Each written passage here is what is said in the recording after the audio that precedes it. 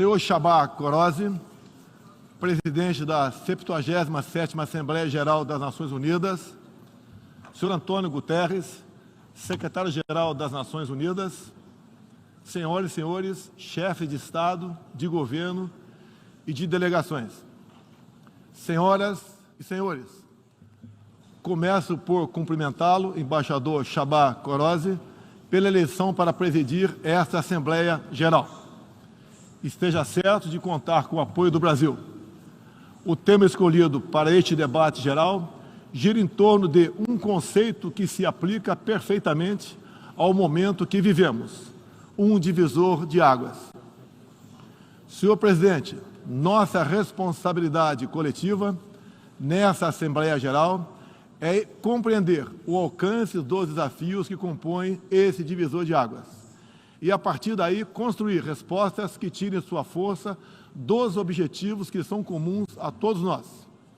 A tarefa não é simples, mas, a rigor, não temos alternativa. Esse esforço tem de começar no interior de cada um dos nossos países. Antes de tudo, é aquilo que realizamos no plano interno que dá a medida da autoridade com que agimos no plano internacional. Deixe-me falar da perspectiva do meu país. Quando o Brasil se manifesta sobre a agenda da saúde pública, fazemos isso com a autoridade de um governo que, durante a pandemia da Covid-19, não poupou esforços para salvar vidas e preservar empregos. Como tantos outros países, concentramos nossa atenção, desde a primeira hora, em garantir um auxílio financeiro emergencial aos mais necessitados. O nosso objetivo foi proteger a renda das famílias para que elas conseguissem enfrentar as dificuldades econômicas decorrentes da pandemia. Beneficiamos mais de 68 milhões de pessoas, o equivalente a 1/3 da nossa população. Em paralelo, lançamos um amplo programa de imunização, inclusive com produção doméstica de vacinas. Somos uma nação com 210 milhões de habitantes e já temos mais de 80% da população vacinada contra a Covid-19. Todos foram vacinados de forma voluntária, respeitando a liberdade individual de cada um. Da mesma forma, no terreno da economia, o Brasil traz a autoridade de um país que, em nome de um crescimento sustentável e inclusivo, vem implementando reformas para a atração de investimentos e melhorias das condições de vida de sua população. No meu governo, extirpamos a corrupção sistêmica que existia no país. Somente entre o período de 2003 e 2015, onde a esquerda presidiu o Brasil, o endividamento da Petrobras, por má gestão, loteamento político e em desvios, chegou à casa dos 170 bilhões de dólares. O responsável por isso foi condenado em 3 instâncias, por unanimidade. Delatores devolveram $1 bilhão e pagamos para a Bolsa Americana outro $1 bilhão por perdas de seus acionistas. Esse é o Brasil do passado. Aprimoramos os serviços públicos com redução de custos e investimentos em ciência e tecnologia. Hoje, por exemplo, o Brasil é o 7º país mais digitalizado do mundo. São 135 milhões de pessoas que acessam 4.900 serviços do meu governo. O Brasil foi pioneiro na implantação do 5G na América Latina. Levamos adiante uma abrangente pauta de privatizações e concessões, com ênfase na infraestrutura. Concluímos o projeto de transposição do Rio São Francisco, levando água para o Nordeste brasileiro. Adotamos novos marcos regulatórios, como o do saneamento básico, o das ferrovias e o do gás natural. Além disso, melhoramos o ambiente de negócios, com a Lei da Liberdade Econômica e a Lei de Startups. Como resultado, criamos oportunidades para o jovem empreender e ter empregos de qualidade. Coroando todo esse esforço de modernização da economia brasileira, estamos avançando a passos largos para o ingresso do Brasil como membro pleno da Organização para a Cooperação e Desenvolvimento Econômico, a OCDE. Apesar da crise mundial, o Brasil chega ao final de 22 com uma economia em plena recuperação. Temos emprego em alta e inflação em baixa. A economia voltou a crescer. A pobreza aumentou em todo o mundo sob o impacto da pandemia. No Brasil, ela já começou a cair de forma acentuada. Os números falam por si só. A estimativa é de que, no final de 22, 4% das famílias brasileiras estejam vivendo abaixo da linha da pobreza extrema. Em 2019, eram 5,1%. Isso representa uma queda de mais de 20%. O Auxílio Brasil, programa de renda mínima criado no meu governo durante a pandemia, que atende 20 milhões de famílias, faz pagamentos de quase $4 por dia às mesmas. O desemprego caiu 5 pontos percentuais, chegando a 9%, taxa que não se via há 7 anos. Reduzimos a inflação com estimativa de 6% no corrente ano. Tenho a satisfação de anunciar que tivemos deflação inédita no Brasil nos meses de julho e agosto. Desde junho, o preço da gasolina caiu mais de 30%. Hoje, um litro no Brasil custa cerca de 90 centavos de dólares. O preço da energia elétrica também teve uma queda de mais de 15%. Quero ressaltar que o custo da energia não caiu por causa de tabelamento de preços ou qualquer outro tipo de intervenção federal. Foi resultado de uma política de racionalização de impostos formulada e implementada com apoio do Congresso Nacional. Em 2021, o Brasil foi o quarto maior destino de investimentos estrangeiros direto no mundo. Nosso comércio exterior alcançou a marca histórica de 39% do PIB, mesmo diminuindo ou zerando impostos de milhares de produtos. No plano interno, também estamos batendo recordes em 3 áreas: arrecadação fiscal, lucro das empresas estatais e relação entre dívida pública e PIB. Aliás, em 21, tivemos superávit no resultado consolidado de contas públicas. O PIB brasileiro aumentou 1,2% no segundo semestre. A projeção de crescimento para 22 chega a 3%.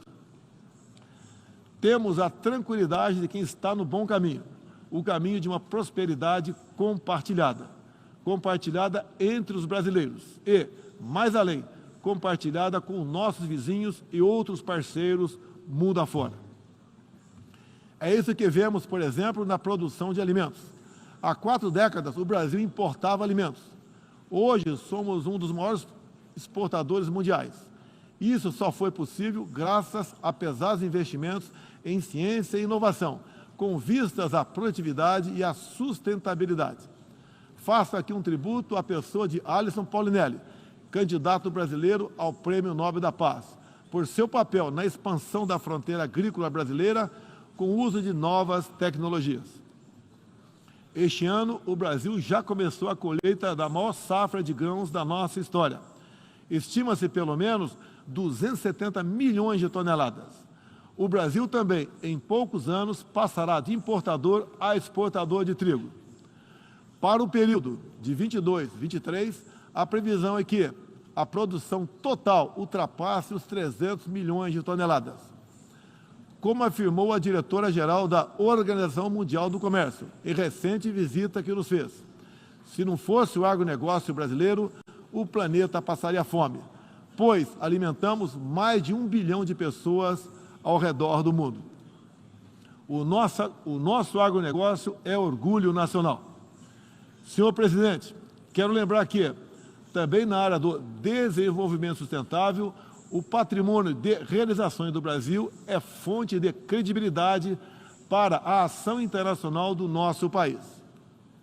Em matéria de meio ambiente e desenvolvimento sustentável, o Brasil é parte da solução e referência para o mundo.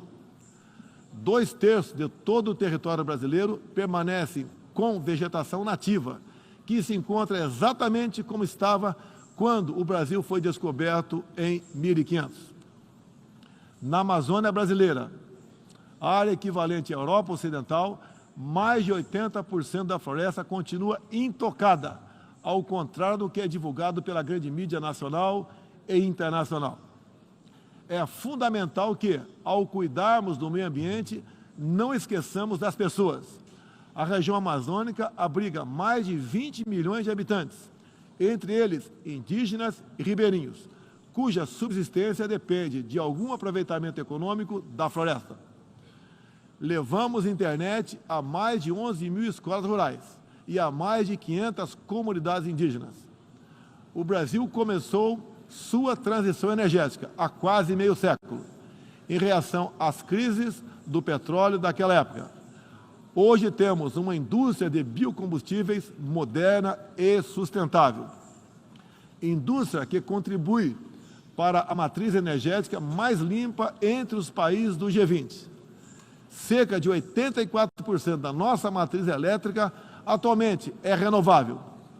E esse é o objetivo que muitos países desenvolvidos esperam alcançar somente depois de 2040 ou 2050.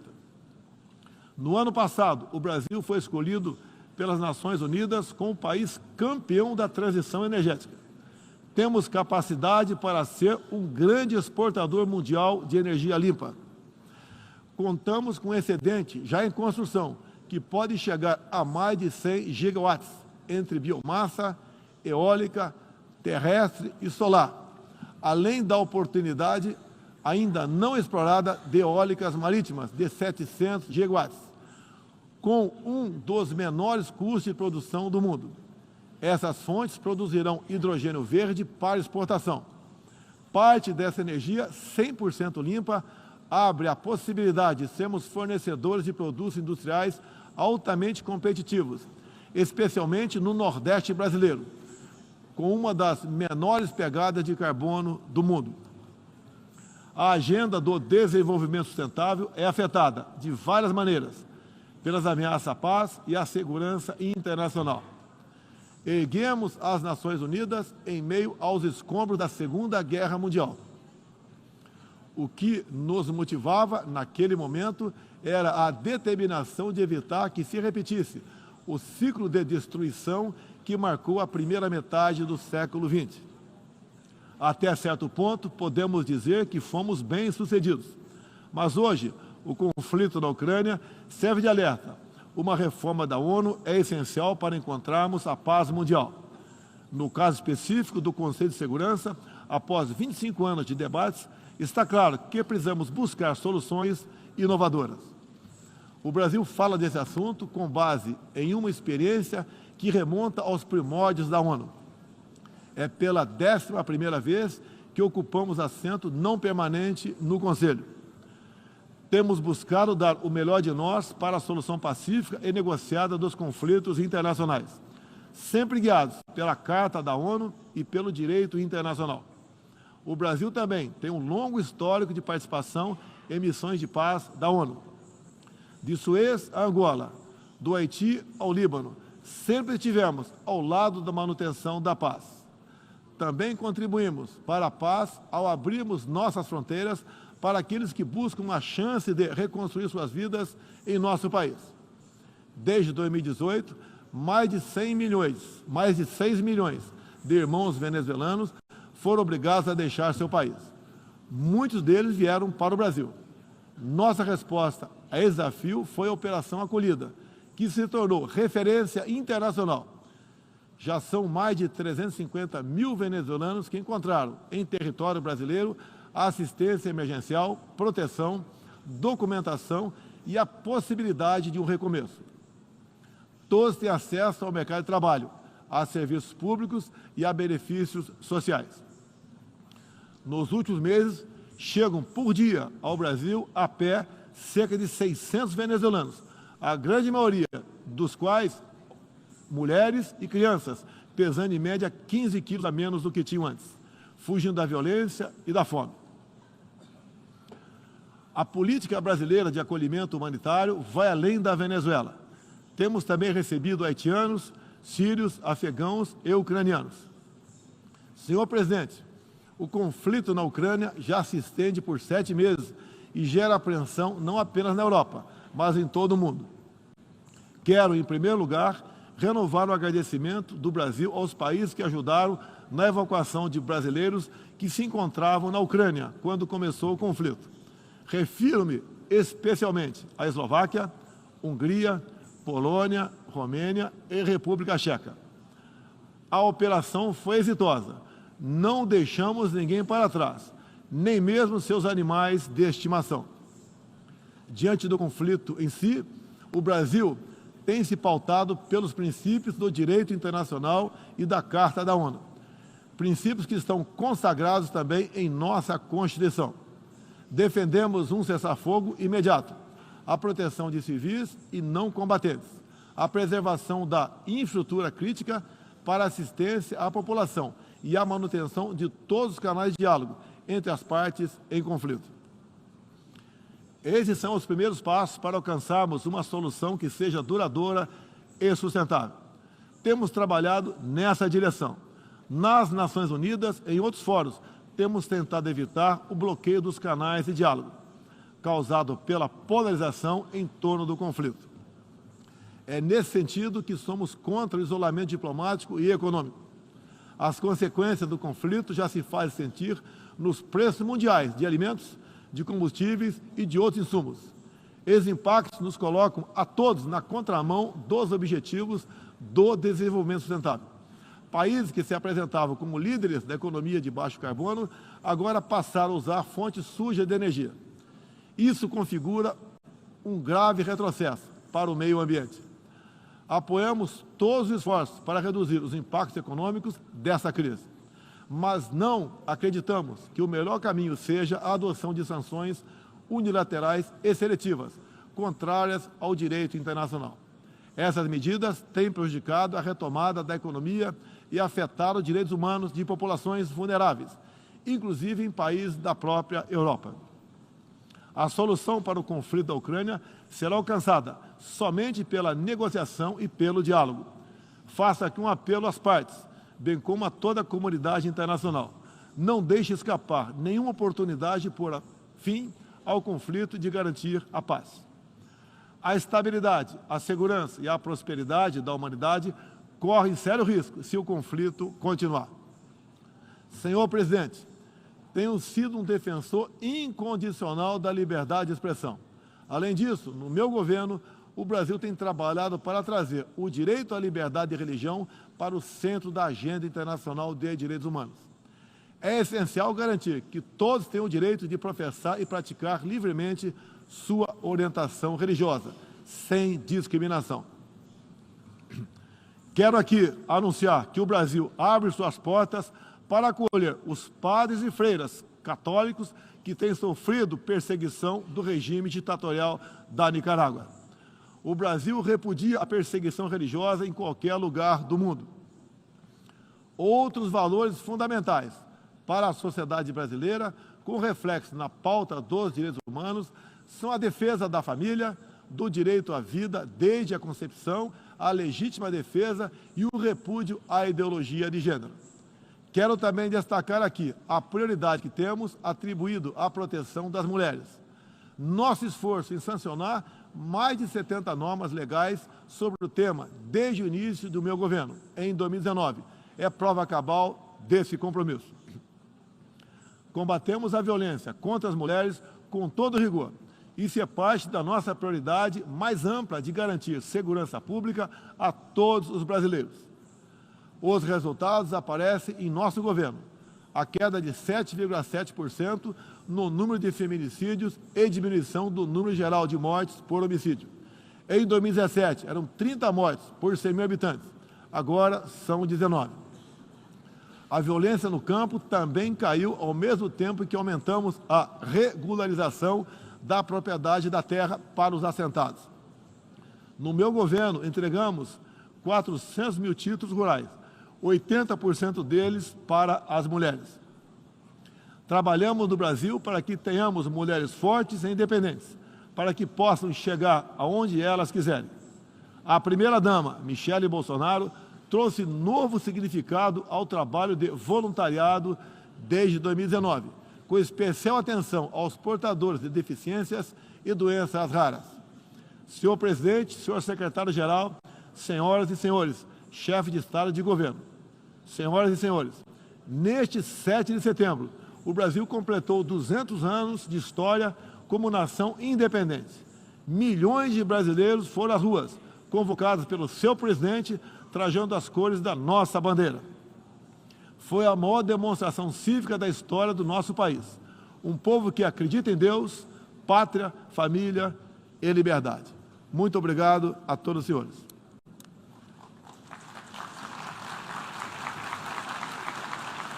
Obrigado.